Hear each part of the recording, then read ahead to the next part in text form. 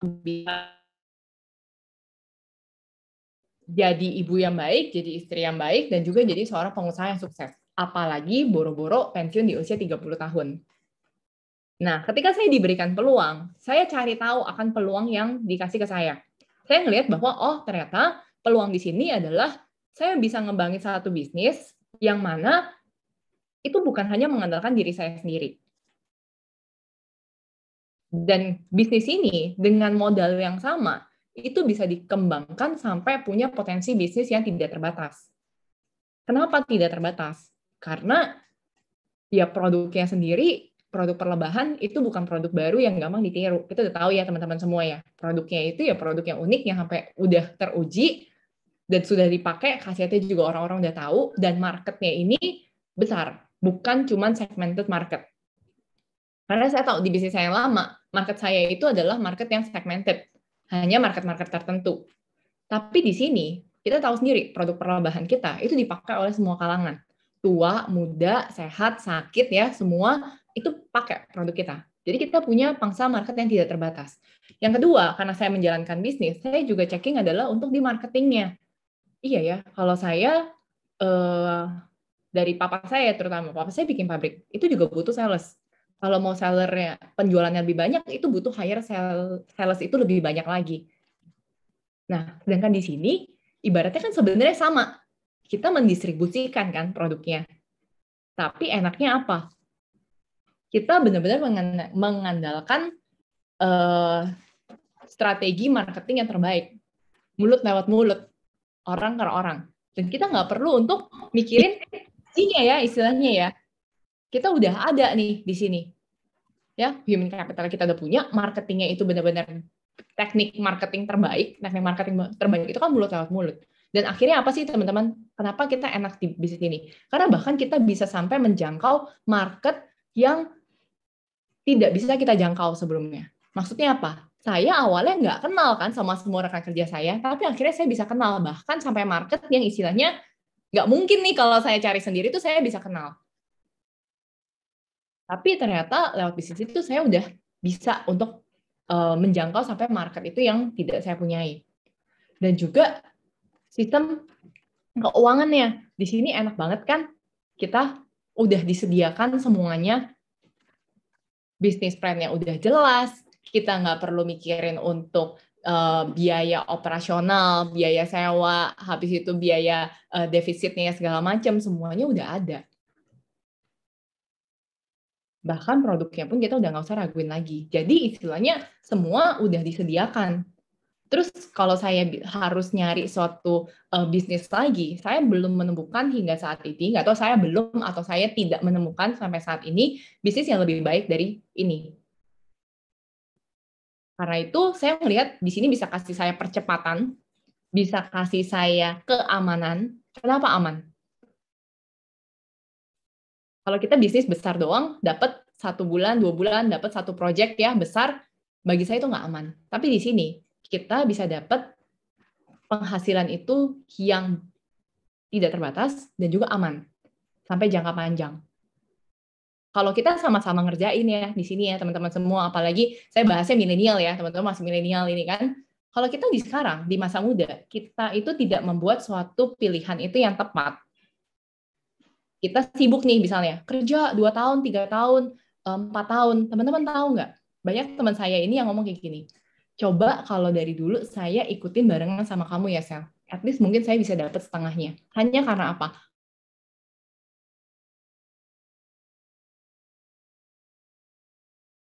30 sampai 50 tahun ke depan. Satu hal yang saya selalu ngomong adalah, kalau sekarang kita cuman misalnya ya, banyak kan orang paling besar itu adalah menjadi orang. Kita istri ngantor berapa sih? Teman-teman bisa jawab sendiri ya, teman-teman bisa jawab sendiri. Saya paling sering sharing ini, Ci Sally, sama grup saya. Kita kerja kantor, ya, hitung deh ya, suami istri bekerja. Mungkin kalau misalnya di Jakarta 20-30 juta. Kemudian kita beli rumah, ya kan? Menikah, beli rumah, KPR rumah. KPR rumah berapa lama? 10-15 tahun? Rata-rata mungkin ambil 15 bahkan 20 tahun cicilan. Sadar nggak? Setelah cicilan selesai, usia kita udah 45, 50, udah masa pensiun. Masa mau sih seumur hidup kita cuma hidup untuk cicil satu rumah dan satu mobil, setelah itu masa pensiun. Kita harus mulai lagi start dari nol untuk menyiapkan masa pensiun kita. Sedangkan di sini, saat kita itu mulai untuk ngerjain bisnis HD dari sekarang. Walaupun mungkin kita masih sambil kerja, kita masih ada bisnis yang lain. Tapi percaya, percepatan di bisnis ini tuh benar-benar beda sama bisnis yang lain. Makanya kenapa saya tuh mau ambil di sini. Kecepatan di bisnis lain, teman-teman mau ngantor, mau bisnis yang lain pun, itu cuma linear. Bahkan kalau ngantor pun sekarang bukan linear naik ya, linear samping. Nggak ada bonus, nggak ada penambahan income. Tapi di sini teman-teman bisa lihat berapa banyak orang yang mereka itu ngalamin kenaikan income itu secara eksponensial. Langsung ya, kurvanya tuh twing gitu kan. Kalau kita punya kesempatan kayak gitu, dengan cara kerja yang sama dan waktu yang sama, kenapa kita nggak coba sih? 1 tahun aja kita jalanin. Kalau memang kita udah benar-benar jalanin selama 1 tahun, udah benar-benar kita mempersiapkan diri kita untuk ngerjain bisnis ini, kita ngerjain. Kalaupun sampai kita amit-amit nih ya, nggak dapat hasil, sebenarnya emang nggak ada orang yang nggak dapat hasil di HD, pasti ada. Tapi kalau sampai kita bisa nggak dapetin hasil, lebih baik nggak daripada kita jalanin hidup kita 10-20 tahun, ngerjain yang itu-itu aja, tapi hidup kita juga kayak gitu. Dan kita akan menyesal kapan? Saat usia 40 tahun, saat usia 45 tahun, atau saat kita mulai mau masuk ke masa pensiun dari kantor, baru kita lihat ke belakang, kok saya baru aja ya? Kenapa? Jadi teman-teman semua mungkin di sini ya teman-teman milenial nih kan, teman-teman yang milenial di sini ya jangan sampai kita itu ketika diberikan suatu opportunity, kita itu nggak mau untuk melihat peluang ini. Apalagi udah punya peluang itu yang luar biasa. Benar-benar bisnis itu ya ini, bisnis yang besar itu ya ini. Bagi saya, kalau teman-teman cuma masih ngajakin orang untuk jalanin, ayo jalanin, lumayan loh dapat cashback, lumayan loh dapat uang sampingan. Saya tuh kalau saya sering ngoceh ke guru saya, uang sampingan apaan kalau misalnya dapatnya ratusan juta per bulan, income main income aja tuh belum tentu segitu. Ngajakin orang jangan ngajakinnya itu adalah sampingan. Kalau sampingan kerjanya juga sampingan. Orang ini hasilnya besar, benar nggak Ciseli? Betul, benar banget ya. Itu yang juga Cece lihat waktu awal Cece menjalankan bisnis ini. Sama persis, ya kan? Sama dengan yang Selvina cerita. Nah, memang ini kalau kita dan kalau yang saya lihat, yang kita hari ini bisa belajar dari Selvina ya, saat dia mendapat satu opportunity baru, nggak langsung blocking ya, tapi open-minded untuk mencari tahu. Apalagi kalau kita lihat ada orang lain yang bisa dapat hasil kan, Sel ya. Ya. Kenapa ke orang ini, gimana ya caranya? Nah, benarnya kan kita belajar aja kan nggak ada salahnya gitu ya. Nah, hari ini kan seperti Selvina ya, thanks God bisa dapat 1 M gitu ya. Nah, kalau hanya cuma karena di awal mempelajari ya, Sel ya. Ya. Mempelajari itu ya. Dan thank you banget Selvina kasih peneguhan ya dengan apa yang Selvina ceritakan. Itu setuju banget dan istilahnya hari ini banyak sekali yang sebenarnya bukan tidak bisa, tapi mindset-nya yang belum bisa terbuka. Dan sometimes untuk memulai sesuatu yang baru itu kita kan harus gedor diri kita juga kan. Benar. Ada tembok yang harus dihajar gitu ya. Oke. Nah, Selvina ada yang mau disampaikan? Benar. Saya selalu pegang ya, nggak ada orang itu yang gagal di hati.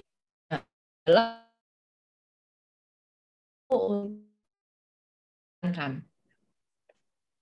Padahal salah satu resep rahasia ya kan istilahnya kan secret resepinya di bisnis ini itu kan cuma kita pun untuk menjalankan nggak mungkin kita itu nggak dapat hasil. Kenapa? Saya mungkin baru di bisnis ini baru 3 tahun. Ya mungkin tidak selama mentor-mentor saya yang lain. Tapi selama 3 tahun ini pun saya itu udah sangat amat menjumpai rekan kerja saya yang udah bersama saya saat saya pun belum dapat hasil. Mereka mungkin rekan yang rising start, tiba-tiba 6 bulan dapat, 1 tahun, 1 bulan, 2 bulan, 3 bulan langsung jadi jutawan gitu kan. Luar biasanya, rekan-rekan kerja saya yang tetap setia barengan sama saya dari tahun pertama, dan terus konsisten sampai saat ini. Walaupun ada ya yang, aduh saya capek, saya nggak mau kerjain. Iya, nggak apa-apa. Tapi saat mereka mau kembali, saya masih di sini. Dan saat mereka kembali, kita masih belajar sama-sama, dan ternyata mereka sekarang dapat hasil. Itu benar-benar nyata. Dan saya kemarin tuh baru group meeting sampai saya tuh nangis barengan sama mereka. Saya bilang, thank you banget ya, kalian itu mau untuk percaya sama saya di saat saya tuh belum dapat hasil, belum punya apa-apa, dan sekarang saya tuh bersyukur banget karena apa? Karena kalian pun juga ngerasain apa yang saya rasain. Kalian udah dapetin hasilnya. Tapi karena apa? Karena mereka mau untuk tekun ngelakuin itu. Mereka mau tetap percaya bahwa, oh iya, mereka akan dapat hasil yang besar di sini. Tapi banyak orang itu yang tidak mau untuk meyakinkan dirinya sendiri, karena musuh terbesar itu sebenarnya bukan orang lain, bukan penolakan dari keluarga, bukan penolakan dari teman, tapi penolakan dari diri sendiri yang selalu menganggap bahwa saya ini nggak bisa ini, saya nggak bisa itu, saya ini orang yang begini, saya ini orang yang begitu. Aduh ya udahlah, saya mah terima aja nasibnya. Kalau bagi saya, tiap orang itu punya kesempatan yang sama. Tinggal kita itu mau nggak untuk keluar dari comfort zone-nya kita. Setelah kita sendiri yang yakin bahwa, oke, saya mau untuk jalani bisnis ini. Saya yakin saya bisa. Dan keyakinan kita itu ditambahkan dari mana, teman-teman? Dari pengetahuan yang kita punya. Jadi kalau sekarang pengetahuan kita aja itu kita nggak mau untuk maksimalkan, kita nggak mau untuk berusaha lebih, punya pengetahuan lebih, kayak saya awalnya kan nggak yakin sama bisnis ini. Karena itu saya cari tahu, saya tambah pengetahuan saya. Saya baca buku bisnis school, saya ngelihat kuadran-kuadran orang, dan di situ sampai saat ini pun saya tetap terus masih baca terus ini buku ini. Sampai sekarang saya paling suka baca buku ini untuk mengopen mind orang. Kenapa? Saya pun terbuka sama buku ini. Di mana saya buka, ya ampun, kalau saya jadi self-employed terus, mau kapan ya kayaknya ya? Mau kapan ya bebas waktu dan finansialnya ya? Saya nambah pengetahuan saya. Akhirnya ketika saya punya pengetahuan, saya pede untuk ngajakin orang. Ini loh, bukan saya yang ngomong. Ini adalah Robert Kiyosaki yang ngomong. Itu menambah keyakinan saya. Setelah keyakinan saya tambah, akhirnya saya punya percaya diri. Untuk apa? Untuk meyakinkan orang lain. Kalau kitanya nggak yakin, gimana kita mau untuk meyakinkan orang lain? Akan beda ya. Saya, Bu, saya baru nih jalanin. Bu ini coba aja Bu, jalanin bisnisnya. Lumayan loh bisa dapat cashback-nya. Ya mungkin bisa tentulah nanti beli produk dan dapatnya lebih murah. Atau lumayan lah Bu buat tambahan jajan. Coba-coba aja ya, siapa tahu kan dapat. Tapi kalau saya udah dalam posisi sekarang, saya nggak akan ngomong ke Bu Eni kayak gitu. Saya akan ngomong, Bu Eni, ini tuh ada bisnis yang luar biasa banget loh, Bu. Ibu kan udah biasa cocok pakai, apalagi Ibu tuh udah punya teman. Ibu tinggal aja. Ibu tahu nggak dari kekuatan sharing Ibu tuh bisa dapat potensi sampai berapa? Bukan cuma sekedar dapat kayak masalahnya adalah berapa banyak untuk ngomong statement langsung begitu. Akhirnya apa? Sebenarnya tanpa kita sadari, udah lakuin follow up belum? Udah. Tapi kok hasilnya beda? Karena apa? Keyakinannya beda. Itu sih mungkin Ciseli tambahannya. Oke, dari sharingnya Selvina, kalau CC saya boleh wrapping bahwa sebenarnya menjalankan bisnis HD ini bisnis yang bagus.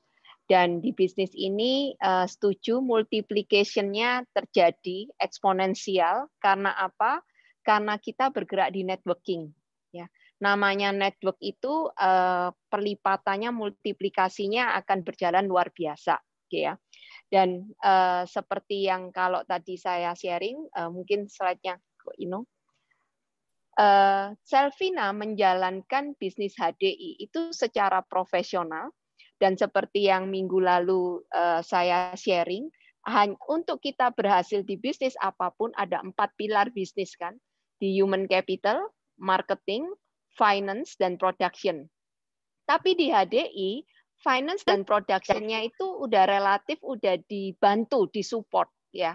Buktinya apa? Kita nggak usah buat laporan keuangan, itu tugasnya HDI, tugasnya yang punya kantor LC ya, FC gitu ya. Product pengembangan kita nggak perlu pikir karena udah jadi dibantu disupport oleh HDI sebagai prinsipal, dan kita nggak perlu keluar cost untuk R&D dan sebagainya. Tapi sebenarnya kita hanya fokus di 2 titik yang pertama, yaitu di human capital dan marketing. Oke ya. Di human capital dan marketing. Dan tadi kalau saya mendengar sharingnya dari Selvina, yang pertama yang menjadi titik poin kenapa hari ini Selvina Kemurahan Tuhan thanks God bisa menjadi seperti ini. Nah, di titik Selvina itu. Next. Nah, human capital ini bukan perkara bagaimana ke orang lain dulu. Tapi kalau dari CC melihat dari Selvina, kalau kita sama Ahmed, dimulai dari begin with I, dari diri kita dulu, gitu ya. Diri kita dulu. Nah, udah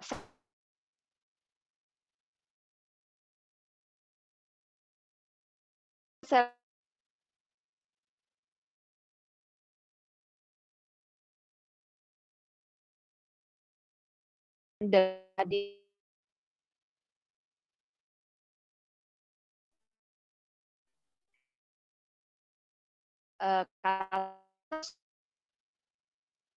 ya kan, terus menambah ilmu. Nah, itu kan berarti mengembangkan human capital skill-nya.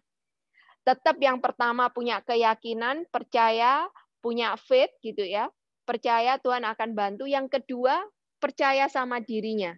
Nah, percaya sama dirinya bagaimana? Dengan terus menambah hal-hal yang benar dirinya. Nah, kalau di Billionaire selalu mengungkap ya, hati ya. Hati itu bagaimana kita baik ya. Tadi saya sendiri miss ya, maksudnya kenapa rekan-rekan kerjanya Selvina begitu setia dan sebagainya, karena saya melihat bahwa Selvina bersama rekan-rekannya bukan hanya perkara bisnis, tapi ada hati, ada satu keinginan bagaimana rekan-rekan yang bekerja sama dengan Selvina itu bisa mendapatkan hasil. Dan dari pengalaman saya gitu ya, selama saya menjalankan bisnis HD, walaupun kita digital gini, tapi kalau kita sharing ngobrol dari hati, itu chemistry-nya dapat ya. Orang itu bisa merasakan apa kita ini lip service atau dari hati. Benar nggak, Sah? Betul. Kebaca. Kalau dan itu nggak usah dipungkiri, karena kalau apa yang dari hati itu biasanya kan langsung ke otak dan tindakan. Kalau orang nggak pakai hati, itu tindakannya itu nggak akan mikir orang lain ini akan gimana dan sebagainya, dan akan fokus pada dirinya. Bagaimana pokoknya saya yang untung gitu ya. Nah, seperti tadi kalau teman-teman melihat saat Selvina cerita sama kita aja, even kita ini bukan networknya Selvina gitu ya, tapi Selvina ingin support buat kita semua ya gitu ya. Sampai sebenarnya gitu ya, udah mau netesin air mata gitu ya. Nah, itu sudah menunjukkan bahwa Selvina pun sharing ke kita pun dia menggunakan hati, nggak hanya sekedar oh ya aku ini apa. Nah, itu sesuatu yang kalau hari ini kalau ngomong secara teknik jalanin bisnis HD itu kan gampang ya, Sel ya. Nah, tapi hati ini yang sebenarnya dia dikunci untuk kita mengikatkan dengan rekan kerja kita. Ya. Dengan kalau istilahnya kita hari ini unity-nya itu akan terbentuk saat hati kita juga ikut. Nah mungkin Selvina bisa sharing ya, mungkin dari bagaimana kamu mengembangkan human capital yang kamu miliki, mungkin kamu bisa menambahkan dari experience-mu gitu ya, sampai seperti apa sih kamu merubah dirimu untuk bisa menjadi orang tua buat rekan-rekan kerjamu?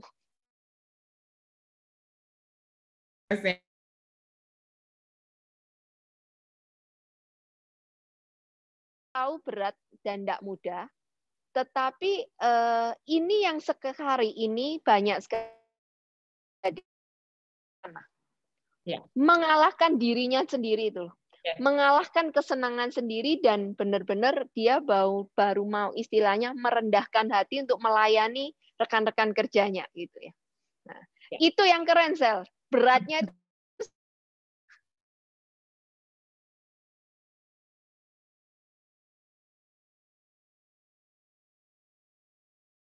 jadi kecil itu saya tuh selalu dapetin apa yang saya mau. Ya, jadi kalau saya mau ngejar saya mau dapet saya itu anak yang ambisius. Ya, kecil itu saya anak ambisius. Saya kalau nggak ranking, saya bisa nangis.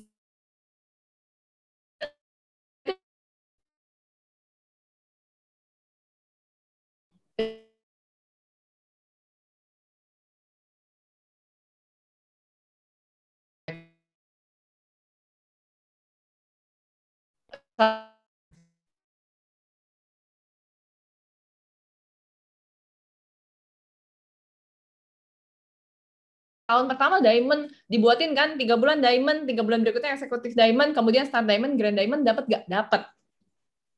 Dapat. Tapi di situ saya frustasi teman-teman. Nggak apa-apa ya Ciseli ya, ini saya ceritain apa adanya kan? supaya buat teman-teman milenial bisa dapat gambaran langsung running startup bisnis itu apa, nggak cuma hanya kulit luarnya aja.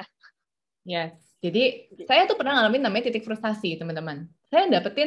Saya mau achieve ini nggak? Saya bisa. Ya, eksekutif star diamond, saya bisa achieve di tahun pertama. Semua trip tahun pertama saya dapat.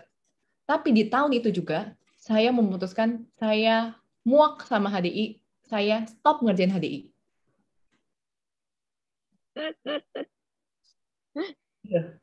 Fun fact-nya adalah itu.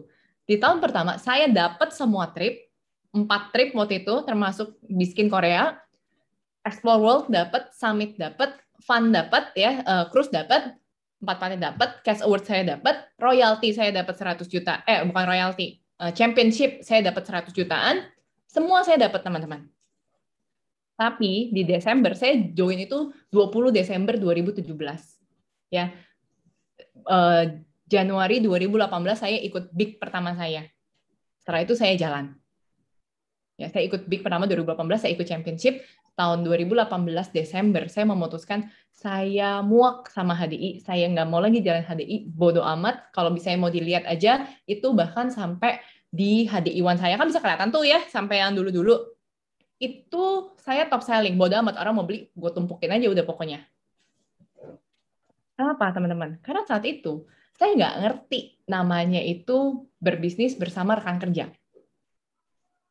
Saya nggak ngerti untuk build network tuh gimana. Menurut saya udah networking.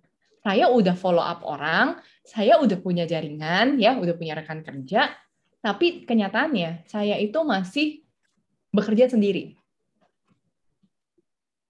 Saya masih nggak ngerti yang namanya, harus melayani orang tuh sampai gimana sih? Dan karena mindset saya adalah seorang pengusaha, saya selalu menghitung apa yang bisa saya dapatkan ketika saya ngerjain sesuatu.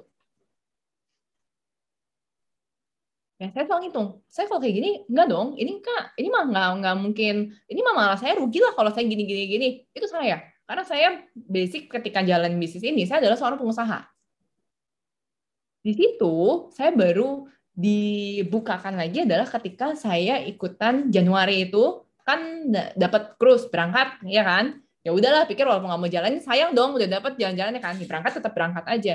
Di sana saya ngelihat orang-orang itu yang bisa liburan itu bareng sama timnya di cruise. Ya, mereka ada yang bawa orang tuanya, mereka bawa rekan kerjanya, foto-foto, kemudian malam itu juga di teater itu saling sharing, mereka tuh sampai ada yang nangis, akhirnya itu bisa bawa rekan kerjanya, bawa orang tuanya, dripsnya segala macam. Terus saya ikutan big, ya kan, karena ada championship kan, pembagian kan, ya udah ikutan lagi tuh. Itu juga masih sendiri waktu itu datangnya. Di sana saya dibukakan kembali gitu loh. Dan saya bersyukur karena saya juga punya upline, punya mentor itu yang sangat sabar sama saya. Dan masih mau untuk ngomongin. ayo Sel, kamu tuh udah punya gini-gini. Dibuka, terus kemudian kita belajar lagi, kita evaluasi, dan itu saya diproses. Hati saya tuh diobok-obok di proses-proses, ya kan, sampai nggak tahu istilahnya nangis berapa kali. Kenapa? Karena saya harus mengalahkan ego saya sendiri. Saya harus mulai belajar untuk berpikir apa yang bisa saya kasih ke orang, tanpa saya itu mikir apa yang bisa saya dapetin. Bagi saya, dulu itu adalah hal yang susah. Karena itu adalah udah culture yang sekian puluh tahun itu saya bawa dalam diri saya. Itu adalah hal yang susah. Saya harus belajar untuk gimana caranya hati, otak, dan tindakan tuh ya selaras. Apa yang saya pikirkan, apa yang saya rasakan, dan apa yang saya kerjakan itu ya harus sama. Nggak bisa lain di mulut, misalnya ya, lain di pikiran, itu tindakannya juga pasti ngaco jadinya.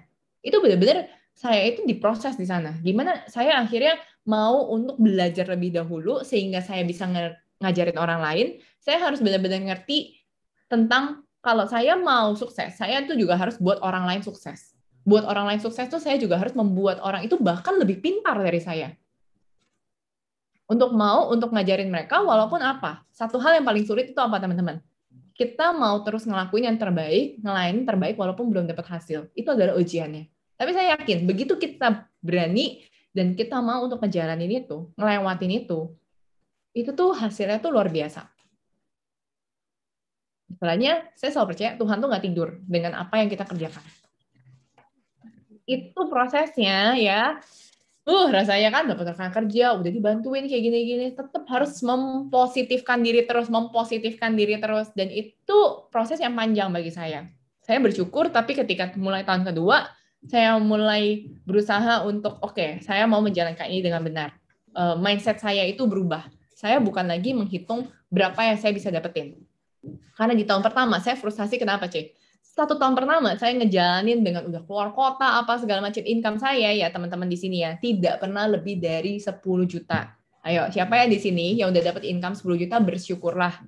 Saya tahun pertama boro-boro nggak pernah dapat income di atas 10 juta ya. Itu tuh tahun pertama. Jadi saya sempat frustasi gitu loh. Saya udah ngerjain bisnis saya udah dapat hasil lebih gede. Terus saya di sini harus pontang-panting segala macam, dapatnya cuma segini. Ngapain saya ngerjain ini? Tapi untungnya apa? Saya itu disadarkan ya untuk mulai belajar lagi. Oke, ini bisnis ini bukan seperti bisnis konvensional pada umumnya. Karena apa? Hasilnya pun bukan hasil yang umum. Maka prosesnya pun bukan proses yang umum terjadi. Kalau dulu kita kerjain berapa, kita dapat berapa, di sini beda. Apa yang kita kerjakan saat itu, mungkin nggak kita dapetin saat itu. Apa yang kita tabur saat itu, mungkin nggak langsung kita tuai saat itu. Tapi apa? Ketika kita itu percaya dan kita itu tetap terus ngelakuin dan tetap lakuin yang terbaik walaupun saat itu kita belum dapat hasilnya, kita itu akan panennya itu kapan? 1 tahun, 2 tahun kemudian. Kalau dulu, bayangin ya, kalau dulu tahun pertama saya nyerah, saya nggak akan ada dapat saat ini. Kalau dulu saya nyerah, rekan kerja saya di tahun pertama yang mau untuk balik ngerjain barengan sama saya, mungkin mereka nggak akan ketemu saya lagi. Tapi saat saya sudah mempatenkan misalnya dalam hati saya bahwa oke, kita tetap terus lakuin, saya akan tetap terus belajar, tetap ngelakuin yang terbaik, dan saya juga mau untuk membuat dan membiarkan orang lain itu lebih pintar daripada saya. Itu baru akhirnya Tuhan tuh bukain jalan. Dan saya bersyukur bahwa saya dipertemukan dengan rekan kerja saya itu yang orang low-nya itu luar biasa baik. Jadi saya itu sangat amat banyak belajar dari dia justru. Saya belajar dari rekan kerja saya, gimana sih namanya itu untuk bekerja itu dengan hati. Bekerja itu tanpa hitung dulu berapa yang kita bisa dapat. Tapi benar-benar ya kita kerjakan. Dan itu benar-benar Tuhan tuh ngasih ya, Ciseli ya. Ngasih ke saya itu di saat waktu itu bonus saya udah 300 juta. Saya tuh udah nggak berani minta ke Tuhan. Berapa yang mau saya dapat. Saya nggak berani. Tapi doa saya adalah pokoknya bantu saya supaya saya itu bisa ngebantuin rekan kerja saya itu dapetin apa yang saya dapetin. Dan saat saya itu fokusnya itu udah bukan pada diri saya, itu malah naiknya itu luar biasa banget sih, kayak sampai udah nggak berani untuk minta sama Tuhan. Sel, setuju banget ya. Jadi sebenarnya yang Selvina sharing inilah sebenarnya hal-hal yang Kojul ajak ke semua enterprise untuk membangun bisnis HDI. Dengan soul yang kalau sering dicerita hati, otak, dan tindakan selaras, itu aplikasinya kalau teman-teman dengar atau teman-teman hari ini mendengarkan cerita pengalaman Selvina, sebenarnya itulah yang jalan yang harus kita lewati, gitu ya. Dan sebenarnya ini bukan hanya untuk di bisnis HD ya. Kalau tadi Selvina cerita, saya hari ini bukan lagi sebagai pengusaha, itu setuju. Pengusaha yang dulu Selvina jalanin itu lebih ke arah lebih banyak sebagai pedagang, untung rugi. Dan kalaupun pengusaha atau orang yang buka usaha sendiri dengan konsep berpikir untung rugi, iya dapat hasil, tapi nggak akan bisa berlipat-lipat. Tapi kalau kita baca buku-buku yang bilang tentang leadership, hari ini Selvina itu adalah leader ya, yang hari ini karena dia sudah mengembangkan dirinya untuk mempunyai jiwa kepemimpinan, bagaimana melayani, disitulah yang membuat akhirnya Tuhan izinkan Selvina bisa melayani banyak orang lebih banyak untuk dibantu untuk bisa mendapatkan income atau mengalami kesejahteraan yang lebih. Nah, di sini kalau kita tarik garis merahnya ya buat teman-teman semua, termasuk buat rekan-rekan yang milenial yang usianya masih seusia Selvina, itu ya, jangan hari ini Selvina cerita tadi kalau dulu kasnya milenial, kalkulatornya manusia melulu gitu ya. 1 ditambah 1 harus sama dengan 2. 2 ditambah 2 harus sama dengan 4, 10 tambah 10 harus sama dengan 20. Nah, itu yang membuat income kita ya hanya hitungan kalkulator manusia. Tetapi bersyukurnya di HDI karena sudah ada sistem pendidikan, dan sistem pendidikannya nggak hanya ngelatih otak, tapi dimulai dari ngelatih hati, ya. Karena kita dipersiapkan kalau kita mau diizinkan untuk mendapatkan income yang luar biasa, ya harus mulai dari hati. Karena kalau ini terus mudah sekali kita jadi sombong. Nah, Tuhan itu kan baik. Kalau kita sombong kan kita dosa. Tapi kalau kita dibentuk dulu hatinya, gitu ya, terus hatinya udah hati yang bukan ego memikirkan diri sendiri, saat kita bekerja di networking, kita bekerja sama dengan banyak orang, ya mau nggak mau kita harus punya hati yang melayani. Dan kalau teman-teman yang mungkin udah sering bertemu leader-leader besar dan sebagainya, kalau teman-teman mau lihat seorang pemimpin yang besar, itu adalah pemimpin yang mau melayani. Seorang pemimpin yang besar itu adalah pemimpin yang bukan hanya berpikir untuk keuntungannya sendiri. Dan itu yang membuat seorang pemimpin bisa memiliki perusahaan atau usaha yang gede banget, itu karena kalau dari pengalamannya Cece, Cece bertemu dengan banyak pemimpin perusahaan, owner-owner perusahaan, kenapa mereka diizinkan memimpin atau memiliki tim sekian ratus atau sekian ribu? Kalau Cece lihat biasanya karena hatinya itu bukan lagi hati yang pedagang, untung rugi gitu ya, tetapi hati yang benar-benar mau melayani. Dan di sini sejak awal waktu pertama kali Cece menjalankan bisnis hati, satu hal yang Cece pegang kalimatnya Kojul itu gini. Nah, ini buat teman-teman juga ya. Di HDI kita sukses bukan di atas penderitaan orang lain. Tetapi kita sukses bahagia di tengah kebahagiaan orang lain.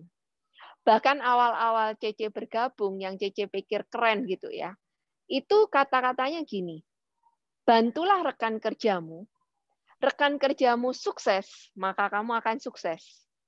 Untuk itu kamu nggak usah khawatir, nggak usah iri-irian sama rekan kerja di bawahmu gitu ya. Tetapi saat kamu bantu mereka, maka kamu akan sukses. Itu awal-awal kental banget di-sharingkan Kojul sampai dengan hari ini. Dan Cece salut banget, Sel. Kamu di usia 26-27 tahun, kamu bisa menangkap poin itu dan kamu berani bayar harga. Kamu mempunyai istilahnya maturity dalam berpikir untuk berani melakukan itu. Dan di sini buat teman-teman semua, kita dapat satu jawaban. Selvina hari ini bisa dapat income 1 miliar per bulan, bukan karena kerja keras yang luar biasa. Kerja kerasnya udah, tapi hari ini Selvina menambahkan dari sisi hati. Menambahkan dari sisi rasa bersyukur. Menambahkan dari sisi hati beramal. Dan beramalnya di sini bukan selalu bentuk rupiah. Waktunya dia untuk melayani timnya.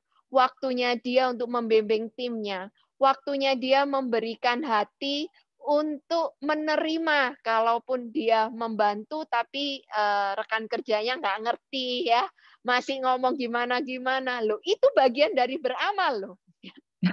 Nah, kemurahan Tuhan karena Selvina mau jalani ini semua, ya Selvina hari ini kalau Coach Jul terakhir bilang, Selvina sudah bangun bendungan ya Sel ya. Iya. Sudah punya bendungan ya. Tapi bendungannya itu dibangun dengan apa? Dibangun dari bagaimana kita dulu mentransform diri kita. Bagaimana kita mengalahkan ego kita. Bagaimana kita kalaupun ada downline gimana-gimana, kita nggak ngomel. Tapi kita, gimana ya saya bantu ya? Apa ya solusinya ya? Nah, itu. Ya. Mungkin ini ya buat teman-teman saya kasih highlight dari apa yang Selvina cerita supaya teman-teman paham bahwa yang kita dapat di training Enterprise Camp, Leader Camp atau Diamond Camp, hati, otak dan tindakan selaras. Awalnya itu adalah hati dulu, gitu ya. Hati dulu yang kita harus bentuk, ya. Dan di sini kita dapat satu peneguhan lagi ya. Selain Coach Jul, ya, leader-leader yang lain, Selvina pun sudah menunjukkan bukti bahwa nggak usah bingung mikiri yang lain, gitu ya. Nggak usah bingung mikiri aku, tapi mikirin gimana rekan kerjaku ya. Minimal mikirin rekan kerjaku dari hati. Dan ternyata terjadi satu miracle yang luar biasa, gitu. Ya. Oke, terus Sel, mungkin Ya. setelah hati apalagi yang dikembangkan? Setelah hati ya tentunya otak ya. Maksudnya saya juga bersyukur bahwa saya itu punya satu lingkungan itu yang luar biasa. Ya, mungkin saya untuk ke teman-teman atau ke keluarga, ya awalnya itu saya tidak punya lingkungan yang ini. Dan ketika emang teman-teman itu mau untuk berubah, ya mungkin saat ini teman-teman setelah ikut sesi ini, oke Sel, saya mau untuk berubah. Tapi ya teman-teman, ketika teman-teman mau berubah, carilah lingkungan yang mendukung perubahan Anda. Kenapa? Karena kalau sampai nih ya, teman-teman sekarang, ayo saya mau, percayalah teman-teman. Ketika kita itu nggak punya lingkungan yang mendukung kita itu dan membantu kita itu punya perubahan, kita itu paling bertahan mentok-mentok seminggu sih. Atau sebulan lah maksimal. Setelah itu, kita akan kembali ke jalan kita yang sebelumnya. Jadi, sekarang harus ngapain? Ketika kita mau benar-benar berubah, kita harus cek kondisi lingkungan sekitar kita. Yang pasti siapa sih? Orang yang paling mau kita itu sukses di sini kan ya pasti upline kita dong, upline aktif kita dong. Ya dekatkan diri sama upline. Jangan takut deket-deket sama upline. Saya satu hari tuh ya kemarin gitu kan, seharian dari jam berapa ya? Jam 12 sampai jam 8, seharian Zoom. Itu cuma sama upline. Ngapain? Kita ngobrol. Bertukar pikiran, kita brainstorming, kita bersyukur, berkat kita dikasih itu luar biasa, apa yang harus kita lakukan sekarang. Loh, terus emang nggak kerja Sel? Ya itu kerjanya saya. Kalau saya nggak keras sekarang berpikir dengan orang yang punya pemikiran yang lebih besar daripada saya juga nggak akan bisa membawa tim saya itu untuk lebih besar lagi. Sekarang kalau kita berkumpul ya, misalnya teman-teman punya pasangan, punya suami, punya keluarga yang mungkin saat ini belum mendukung, ya dekatkanlah diri sama upline Anda yang pasti mendukung. Dekatkanlah diri sama grup Anda yang lebih apa ya, yang punya spirit yang sama. Itulah lingkungan pertama. Saya selalu ingat kata-kata dari mentor saya, ya kita dulu yang jadi bara apinya. Ketika kita udah jadi bara api yang membara, kita balik ke grup kita pun, kita itu justru bisa jadi api, bara api yang menghidupkan arang-arang yang mati. Tapi kalau kita juga berada di grup itu yang loyo, ya mungkin grup itu cuma jadi kayak grup papan pengumuman, lama-lama semua di situ pasti redup. Tapi kitalah yang menjadi agen perubahan. Kitalah yang jadi bara api dulu. Teman-teman di sini yang udah panas, dekatkanlah diri sama semua api-api yang lagi panas. Yang benar-benar membantu juga untuk apa? Untuk kita itu punya mindset yang lebih besar. Untuk kita itu juga mau untuk fight, bukan cuman sekedar oh ya udah saya mau jadi diamond selesai. Enggak. Tapi punya pemikiran yang jauh lebih besar lagi ke depannya. Dan saya bersyukur apa? Upline saya tidak pernah menolak saya itu untuk konsultasi. Namanya upline pasti nggak mungkin, teman-teman. Kalaupun sampai, oh atasnya belum itu, cari lagi pasti akan ada upline Anda yang aktif, yang kompeten untuk bisa membawa sisi terbaik dari diri Anda. Itu susah ya, teman-teman ya, kadang ya, awal ya, apalagi masih antara hasil belum dapat, rekan kerja banyak yang on and off, terus kerjanya ngeluh doang, misalnya ya. Kita itu secara manusia, kita juga pasti akan ke bawah lama-lama, bener nggak? Kita juga butuh cas dong. Casnya gimana ya? Cas deketin lagi sama upline-upline kita. Baca lagi buku. Kita dengerin lagi CD-CD yang membuat kita itu jadi punya pemikiran itu yang lebih lagi. Itu sih. Jadi kalau misalnya mau berubah, pasti nggak bisa cuma sendirian. Tapi dekatkanlah diri sama orang-orang. Karena perubahan itu benar-benar butuh lingkungan. Butuh lingkungan yang subur. Dan jangan takut apa? Walaupun misalnya, oh saya nggak punya nih sel, belum punya rekan kerja yang aktif. Ya tim pertama kita di sini tuh upline kita. Kemudian dengan siapa? Ya mungkin dengan teman-teman lain juga di grup upline kita yang sama-sama mereka itu mau bertumbuh. Saya pun awalnya begitu, teman-teman. Saya nggak punya tim awalnya. Tim pertama saya siapa? Tim pertama saya adalah upline saya. Berarti upline saya yang kita nggak ngapain? Yaitu adalah orang yang teman-teman harus spend waktu paling banyak, ngobrol paling banyak. Supaya apa? Kita selalu kecas dan kita selalu diingatkan apa ya yang kita itu perlu untuk koreksi, apa yang kita tuh mau untuk perbaiki. Dan ketika kita mau berubah, kita juga nggak boleh menutup diri dan kita juga nggak boleh untuk baper. Ya, apalagi kan kalau saya masih milenial kan kadang kita suka baper ya, apaan sih kayak gini, ini kan mesti kayak gini. Kadang kita merasa kita bisa, tapi belum tentu tepat dijalankan saat ini. Saya selalu percaya itu. Kenapa? Karena namanya mentor kita, pasti mereka itu bisa melihat atau sudah lebih berpengalaman untuk melihat itu dari sisi yang lebih tinggi atau sisi itu yang lebih jauh. Bisa melihat blind spot-nya kita. Saat ini mungkin kita suka merasa, ini tuh cara kayak gitu tuh paling benar, Sel. Ini tuh buat jualan tuh gini. Iya, saat ini doang. Tapi bulan depannya mungkin kamu bisa tahu-tahu malah jadi kena batu sandungan. Tapi ketika kita dapat masukan, kadang kan kita suka, enggak, ini bener kok, saya ngerjain kayak gini, bulan lalu tuh omset saya naik loh. Tapi kita belum tahu efek jangka panjangnya. Nah, di sanalah kenapa kita itu butuh seorang mentor, kita itu butuh seorang upline untuk bisa mengingatkan kita melihat dari, ya ibaratnya helikopter view ya, melihat tuh dari atas, yang mungkin saat itu kita belum bisa lihat. Dan itu, kalau kita mau berubah, kita nggak boleh untuk baper ketika kita itu diberikan masukan. Itu ya, Ciseli ya. Benar. Nah, kalau Sally bisa ini ya, bagaimana membangun environment ini juga ya. Nah, teman-teman kan sering buat grup kan, grup jaringannya sendiri-sendiri. Nah, saat di grup ini, seringkali jangan takut, jangan worry kalau kita istilahnya membuat bara api itu gimana.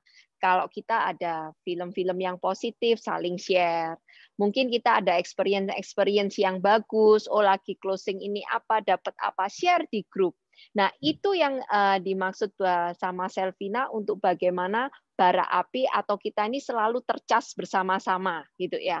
Jadi jangan kalau di-share dapat sesuatu yang bagus cuma diam dan sebagainya. Jangan worry untuk sharing, karena sebenarnya saat sharing itu kita juga mengisi diri kita. Sebenarnya saat sharing itu kita juga menambah diri kita dan mericas diri kita. Nah, seringkali kan, waduh kalau sharing boleh nggak ya? Diminta, ayo sharing dong hasilmu gimana habis ini. Japri, sharing. Jangan, tapi nggak apa-apa sharing di grup. Bukan untuk jadi satu kesombongan, tapi sebenarnya kita berbagi nih ya. Berbagi, ini loh masih ada bisa dapat hasil loh. Loh, ini loh ternyata rekan kerja yang lama mungkin nggak aktif setelah di follow up gini bisa jadi sesuatu yang positif. Oh, blind prospect itu yang katanya banyak orang bilang sudah sulit dan sebagainya. Oh, ternyata ini loh bisa dapat blind prospect dan closing gitu kan. Nah, Ini kalau kita bisa membuat grup-grup yang kita bangun ini seperti ini, disitulah bara apinya akan semakin besar. Dan saat bara api ini semakin besar, itu kita jalaninya jadi happy banget gitu ya. Nah, ini juga sambung ya, kenapa terakhir ini kan kita selalu diajak jadi happiness maker gitu ya. Karena lingkungan di sekeliling kita ini udah banyak yang mereka lagi dalam keadaan suntuk ya, COVID dan sebagainya, apa segala macam. Nah, buatlah grup kita yang di HD itu jadi pembawa kebahagiaan yang membuat rekan-rekan kerja kita, udah aku di grup ini aja nih. Kalau di HD itu happy-happy, tertawa-tertawa, aku selalu dapat support dan sebagainya. Dan itu yang membuat unity ini akan menjadi semakin kuat banget gitu ya. Ya. Ini yang kita bisa lakukan ya dengan apa sih dari sharing dari Selvina, buat di kita apa yang harus kita lakukan. Nah, buat teman-teman yang hari ini baru akan memulai menjalankan bisnis high dessert, saya mengajak buat teman-teman semua mencatat atau mengambil satu resume langkah-langkah apa yang dilakukan. Kalau teman-teman ingin mendapatkan hasil seperti Selvina gitu ya, dengan nilai sekian M, berarti ada proses, ada hal yang harus dijalanin. Tapi yang dijalanin itu sesuatu yang membahagiakan. Ya, membahagiakan karena membuat diri kita hari demi hari akan menjadi jauh lebih baik dan mempunyai value. Dan saya rasa hari ini Selvina melatih dirinya di bisnis HD ya, dengan melakukan banyak sekali transformation. Itu bukan hanya untuk bisnis HD loh, ya. Tapi di kehidupan manapun itu value diri yang dipunyai Selvina nggak akan luntur. Dan itu yang akan membuat hari ini Selvina masuk ke hal-hal atau ke lingkungan-lingkungan yang lain, dia akan bisa diterima. Dan itu yang akan membuat banyak orang jadi respect, appreciate, bukan karena income, tapi value diri kita. Nah, itu yang luar biasa di bisnis HDI ya, karena pendidikan yang atau training-training yang dibangun bukan hanya mengajarkan kita bagaimana teknik berbisnis, tapi bagaimana kita punya value yang ini bisa berguna untuk di keseluruhan kehidupan kita. Ya, itu ya buat teman-teman semua ya. Dan buat teman-teman kalau sampai yang karena sering gini saya Cece sendiri ya, sampai kadang Cece bilang, hey ada yang saya bantu, gitu ya. Kamu butuh apa? Jangan sungkan, gitu ya kan. Nah, sampai kitanya yang gara-gara mereka sungkan, nanti repot, sungkan, nanti gini kayak gini. Nah, padahal it's okay, apalagi untuk yang baru ya. Kita para upline sangat aware banget bahwa untuk yang baru itu kan kayak baby ya, kayak bayi. Butuh apa, cerita aja. Kadang mungkin ngalami ini. It's okay, cerita aja. Istilahnya kita bisa spare waktu, kita bisa atur schedule kerja kita bisa atur waktu untuk kita bisa istilahnya just ngobrol, sharing untuk bisa kasih solusi. Nah, itu ya. Nah, dan benar sih, maksudnya untuk teman-teman di sini itu ketika kita jalanin HD, apalagi mungkin kita udah terbiasa ya untuk menjalankan di kantor ya, bisnis. Soalnya saya punya ya rekan kerja yang bilang kayak gini, aduh kan kita selalu bilang, ayo Cak, kamu tuh konsul aja gitu kan. Tapi dia tuh udah terbiasa dengan culture kantor di mana setiap kali datang itu harus comes up with solution, bukan untuk mencari konsultasi. Kan kalau di sini kita justru open ya, ayo ada apa tuh kita cerita, kita konsul, ya kan. Sedangkan ternyata dia nggak pernah, karena apa? Karena dia terbiasa dengan culture di kantor, di mana dia itu setiap kali ketemu bos, dia itu udah harus datang dengan solusinya apa, jalan keluarnya apa. Sedangkan di sini kan bisnis yang baru, kita juga belum paham kayak gimana. Lah, kalau kita makin nggak mau konsul dan kita itu sungkan, aduh upline-ku kan sibuk, apa segala macam, pasti apa itu bisa cari waktu, bisa atur waktunya gitu kan. Kayak Cek Sally kemarin waktu bilang, kamu bisa nggak Sabtu? Ya nanti kalau diatur sih dari jauh-jauh hari sih ya bisa aja Cek. Kan waktu kita sekarang di sini ya Mak, enaknya apa? Kan waktu kita yang ngatur, benar nggak? Tinggal kita janjian aja, kita maunya kapan. Ya jangan juga tiba-tiba saat ini juga, lain aku mau konsul saat ini juga. Ya nggak bisa kayak gitu. Tapi kan kalau kita planning ya kan, kita udah tahu, wah awal bulan nih saya mau untuk planning nih bareng upline. Janjian dulu, bisa kapan. Itu pasti semuanya waktu itu bisa kita aturin. Jangan justru kita yang sungkan. Dan yang paling pasti, teman-teman, di sini, di bisnis HD itu, kita itu kerja itu bukan cuma sekadar kerja. Di sini kan nggak ada atasan bawahan. Tapi apa sih, di bisnis ini itu justru kita itu lagi make a family. Ini loh, family business. Rekan kerja kita itu adalah keluarga kita. Jadi, gimana caranya juga kita itu ketika mau untuk ngobrol sama rekan kerja kita itu mau build relation, bangun hubungan sama setiap rekan kerja kita. Jangan sampai kita itu cuma nyari mereka saat kita ada maunya. Saya mau jadi diamond, saya cari dia karena saya butuh dia jadi manajer. Teman-teman, walaupun kita nggak ngomong, orang itu bisa ngerasa, ini upline nih ya, setiap kali nyari itu cuman kalau akhir bulan doang nih, nanya, manajer nggak? Diamond nggak? Kita pasti ketahuan ya, Ce ya? Itu ketulusan kita di sana tuh diuji saat apa, teman-teman? Justru di saat mereka itu belum mencapai, mereka itu lagi struggle, mereka itu lagi susah, dan kita ada di sana. Itu yang membuat mereka akhirnya apa? Mau untuk terus fight sama kita, walaupun mungkin mereka belum dapetin hasil itu yang sebesar itu. Jadi kalau saya tadi ngomong, kenapa akhirnya rekan kerja saya itu bisa mereka itu istilahnya setelah 3 tahun tuh mereka masih ada. Karena mereka cerita, saya ingat nggak dulu tuh gini gini gini, ingat nggak dulu tuh kayak gini gini gini. Kamu ingat nggak kamu pernah kirimin tuh pas papaku kemarin ada bisa pas papaku itu kemarin meninggal, aku nggak bisa. Tapi kamu masih keep contact. Bangun hubungan tuh bukan berarti kita 2 hari sekali chat, 3 hari sekali chat. Saya itu nggak kayak gitu. Maksudnya nggak kayak gitu kenapa? Ya saya juga kadang mungkin bisa kelupaan. Kan banyak yang harus diladenin. Tapi pasti akan ada.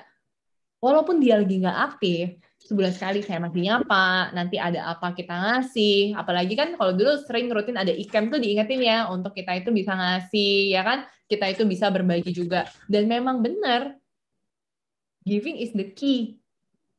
Memberi itu adalah jalan pembukanya. Kuncinya itu untuk kita bangun hubungan sama orang. Mungkin bagi kita, kita cuma ngasih gitu. Tapi ketika kita memberikan di momentum yang tepat, itu yang akan membuat orang itu jadi ingat selamanya. Bukan dari apa yang kita kasih, tapi apa niat kita loh. Kita masih ingat sama mereka aja, itu bisa membuat mereka tuh rasanya, kok kamu masih ingat ya? Padahal tuh aku tuh belum achieve apa-apa loh. Sesimpel kemarin saya cuma lagi bagi-bagiin, saya cetak tas buat ke rekan kerja saya, karena mereka ada yang udah achieve manager, ada yang mungkin lagi mencoba tapi lagi ada struggle keluarga juga. Saya tetap kirimin semuanya. Dan di situ benar-benar dia sampai, kok kamu masih inget ya, Sel? Gue ketik gini, padahal itu tas doang gitu loh, biasa, bukan sesuatu yang spesial. Tapi dia bilang kayak, tahu nggak, begitu dapet ini, rasanya itu langsung 100 kali lipat tuh pengen kerja ekstra. Kok padahal gue kan belum achieve apa-apa, dan gue itu selalu ada on off. Tapi itu tuh tetap ada di saat gue mau gaspol, mundur, gaspol, mundur. Tapi lu tetap ada sampai sekarang, dan tetap inget gitu loh. Mudah-mudahan ya gue bisa ini. Buat aku, ngasih itu bukan, ngasih dia itu bukan karena mau berharap dia apa, ya udah ngasih aja. Karena aku pun juga pengen dia itu bisa sukses di sini. Walaupun aku nggak tahu kapan mungkin momentumnya itu akan hadir buat dia. Tapi benar-benar teman-teman, giving is the key. Kita sering ya diajarin ya sama Coach Jul, giving is the key, giving is the key. Dan giving itu ya ada dua ya, giving untuk kita itu memberi, untuk kita membangun hubungan dengan orang lain, dengan rekan kerja kita, tapi juga termasuk satu lagi itu adalah memberi kepada orang-orang yang membutuhkan. Karena satu yang pasti, setiap rezeki yang kita dapat, di setiap hasil yang kita berikan, itu pasti ada rezeki orang itu yang dititipkan lewat kita. Dan jangan sampai kita ketika udah dapetin Harvest Festival ini, Harvest Infinity ini, jangan sampai juga kita itu malah lupa akan bagian orang yang mungkin masih dititipkan lewat kita. Itu sih. Ya, thank you Selvina untuk peneguhannya ya. Jadi setuju banget. Dan kalau teman-teman ini ya benar-benar perhatikan setiap apa yang Selvina sharing. Selvina ini paling rajin ya. Ini kalau dari sisi O ya, otak ya. Dia ngajak rekan-rekan kerjanya dirinya untuk belajar kan, ikut training. Tapi yang kalau teman-teman benar-benar aware ya, karena ada beberapa di sini yang udah pernah ikut training macam-macam juga ya. Melakukan, ya. Bukan hanya sekedar ikut training, tapi melakukan. Melakukan apa yang kita dapat selama training, kita praktekkan di jaringan kita. Nah, itu yang akan membuat istilahnya dari action-nya ini kita selaras, itu yang akan membuat istilahnya wadah atau bendungan kita, tempat yang kita siapkan juga akan semakin besar juga gitu. Ya. Nah, saya setuju sama Selvina tentang giving itu penting banget, itu benar banget gitu ya. Dan jangan pernah worry ya, kalimat yang di setiap berkat kita itu ada berkat orang lain yang dititipkan kepada kita. Itu kalimat yang selalu saya pegang dari apa yang Coach Jul ajarkan. Dan ternyata impress banget, Selvina juga pegang juga kata-kata itu juga gitu ya. Dan istilahnya di sini, nah ini ya ada satu yang salah satu human capital yang harus kita kembangkan ada bagaimana kita bisa build relationship ya, giving juga ya. Terus bagaimana kita juga memahami personality-nya rekan-rekan kerja kita ya. Jadi kita ke rekan kerja kuncinya itu sebenarnya kalau nanti habis ini ya, saya akan mau tanya sama Selvina. Sel, kamu jalankan bisnis haji secara teknikal itu apa aja? Nanti teman-teman lihat sebenarnya secara teknikalnya itu simple. Tapi yang paling di highlight itu adalah tentang bagaimana human capital atau human skill atau people skill kita. Diri kita ya, bukan orang lain gitu ya. Nah, ini yang ayo saya juga mengajak buat teman-teman semua baik yang sudah beberapa saat menjalankan bisnis high dessert ataupun yang hari ini datang ke pertemuan ini dan pengen tahu seperti apa sih bisnis high dessert. Teman-teman hari ini langsung dapat ya secretnya dari orang yang sudah menjalankan ya.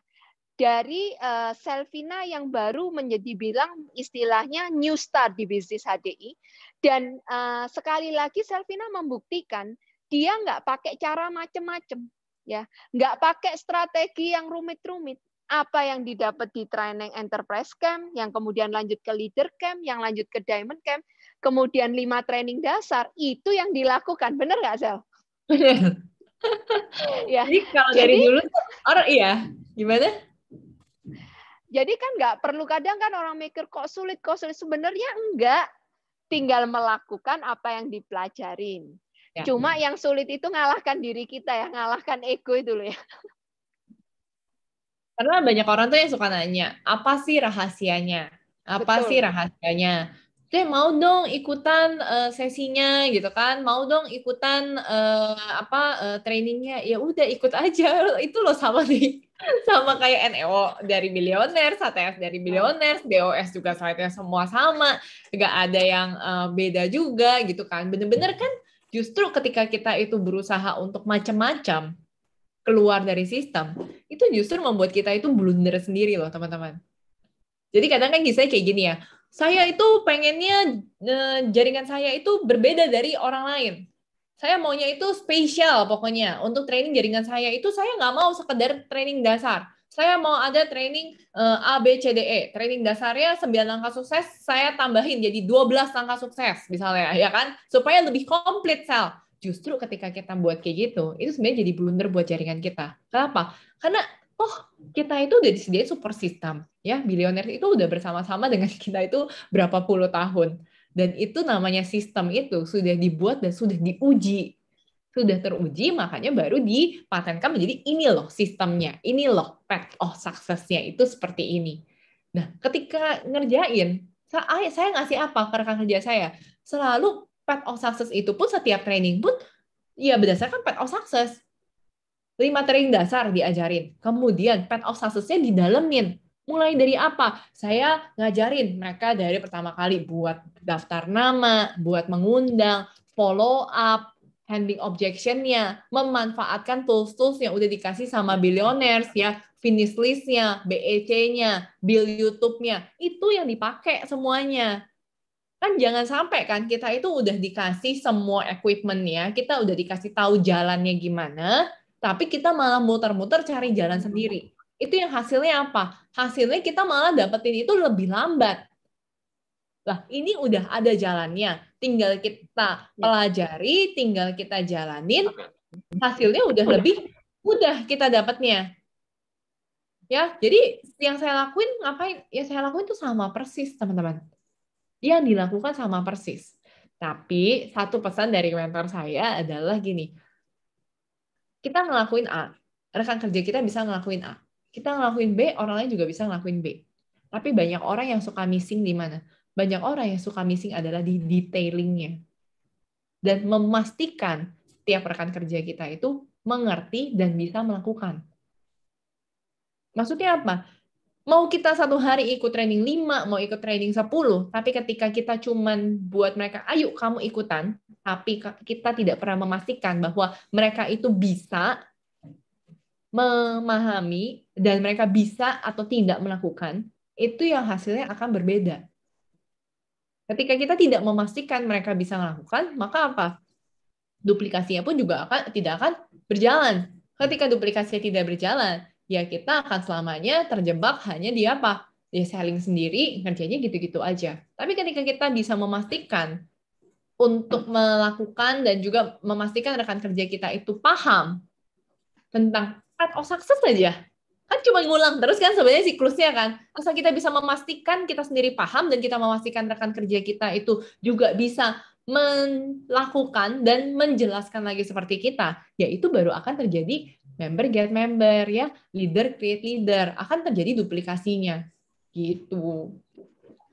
Sel, yang di CC kan buat satu konsep dari sisi marketingnya ya, pilar bisnis dari sisi marketing, itu yang tadi CC tampilin. Apakah dari 4 titik ini kan kalau kita melihat untuk secara teknik menjalankan bisnis HD itu kan mulai dari prospecting, presentasi, follow up, dan follow up ini yang akan jadi kunci tentang build relationship sampai kemudian titik closing. Oke ya. Sebenarnya tekniknya 4 ini ya secara action ya. Nah, dari 4 hal ini, apakah kamu melakukan ini secara konsisten yang kemudian kamu duplikasikan ke timmu, atau ada hal yang lain, Sel?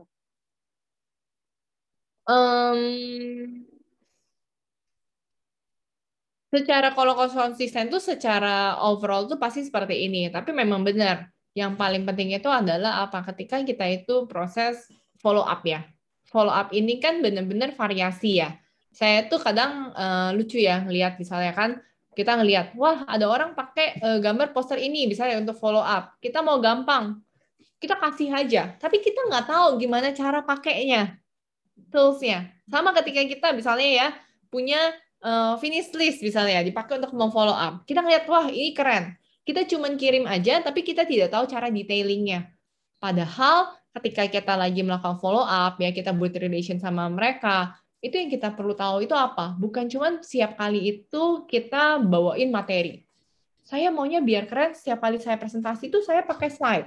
Ya, saya buat slide yang bagus. Saya maunya presentasi. Setiap kali grup meeting itu kan juga sama ya. Kita itu kan lebih kenal lagi ya ke rekan kerja kita. Saya kadang suka ngelihat ya kalau dari grup saya misalnya, oh setiap kali grup meeting pengennya itu ada materi yang bagus yang bisa dibawain biar terlihat pintar, biar terlihat profesional.